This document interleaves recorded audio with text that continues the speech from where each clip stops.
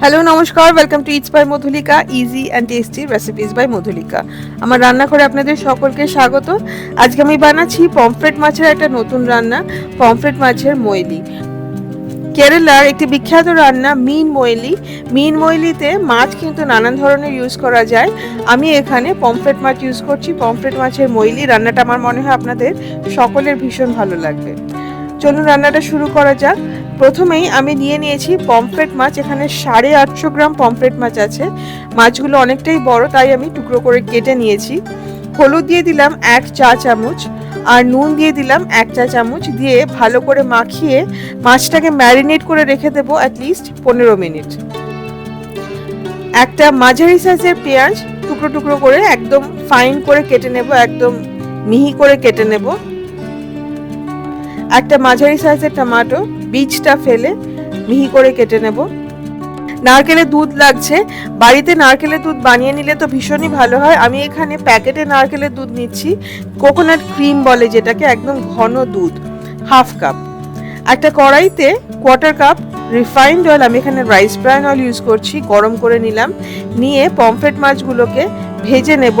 এক একটা side 3 minute মতো ভাজবো, তার বেশি নয়। খুব বেশি কড়া করে ভাজবো না, হালকা ভেজে নেব। মাছটা যতক্ষণ ভাজা হচ্ছে তার মধ্যে শেয়ার করে নিই, আমার প্রত্যেকটা রান্নার নিচে মোরে ক্লিক করলে ডেসক্রিপশন বক্সে যাওয়া যায়, সেখানে সেই রান্নার উপকরণ এবং আরও কিছু রান্নার লিঙ্ক শেয়ার করা থাকে। লিঙ্কে ক্লিক করলে রেসিপিগুলো দেখা যায়। দেখে ভালো লাগলে অবশ্যই ট্রাই করবেন এবং আমাকে কমেন্ট করে জানাবেন যে আপনাদের কেমন লাগলো। ভালো লাগলে, রেসিপিগুলো যদি ভালো লাগে তাহলে প্লিজ লাইক করবেন এবং শেয়ার করবেন। মাছগুলো ভাজা হয়ে গেছে। এইবারে বাকি যে তেলটা আছে তার মধ্যে দিয়ে দেব পেঁয়াজ কুচি, সর্ষে দিয়ে দেব, কালো সর্ষে দিয়ে দেব 1/4 চা চামচ, আর দিয়ে দেব কারি পাতা। নিয়ম মতো সর্ষে আর কারি পাতাটা ফোড়নে আগে দিতে হয়, কিন্তু তেলের মধ্যে কারি পাতা দিলে এত ছেটে, সেই জন্য আমি কারি পাতাটা এই সময় দিই। এই সময় দিলেও কিন্তু খুব সুন্দর গন্ধ আসে, আর তেলে কারি পাতা ফোড়ন দিলে যে তেল ছিটকায় সেটা থেকেও বাঁচা যায়। নুন দিয়ে দেব স্বাদ মতো, আমি এখানে 1 চা চামচ নুন দিয়েছি, আর 1/4 চা চামচ গোলমরিচ গুঁড়ো দিয়ে দেবো। দিয়ে ভালো করে ভেজে নেব 2 মিনিটের মতো। খুব সুন্দর একটা গোলমরিচের গন্ধ পাওয়া যাবে।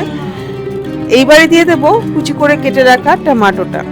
টমেটোটা ভাজতে হবে যতক্ষণ না টমেটোটা একটু নরম হয়ে যায়।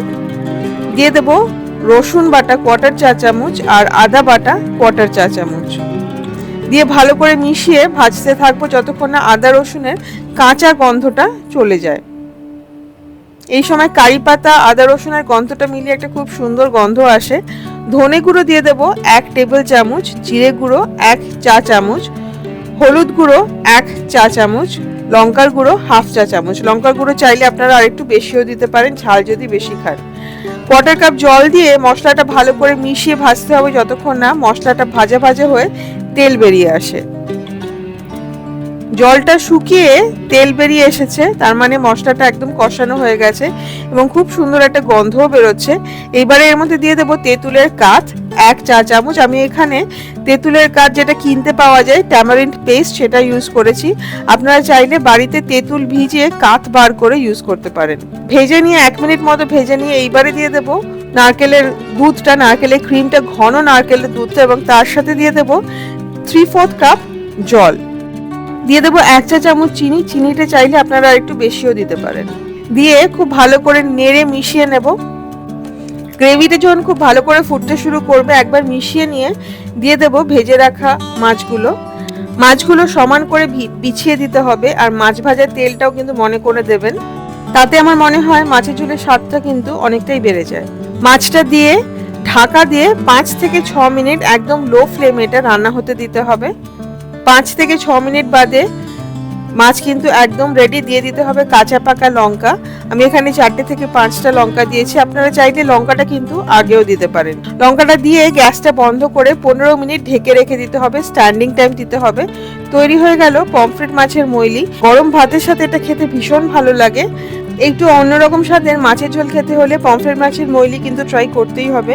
এই রেসিপিটা ফলো করে পমফ্রেট মাছের মইলি অবশ্যই বানাবেন এবং আমাকে কমেন্ট করে জানাবেন যে আপনাদের কেমন লাগলো। আশা করি রেসিপিটা আপনাদের ভীষণ ভালো লাগবে। রেসিপিটা ভালো লাগলে প্লিজ লাইক করবেন, শেয়ার করবেন। আমার চ্যানেল ইটস বাই মধুলিকা অবশ্যই সাবস্ক্রাইব করবেন। সাবস্ক্রাইব করার সময় বেল আইকনটি প্রেস করতে কিন্তু ভুলবেন না। খুব ভালো থাকবেন, ভালো ভালো রান্না করবেন। দেখা হবে খুব শিগগিরই একটি নতুন রেসিপির সাথে। Happy cooking, thank you.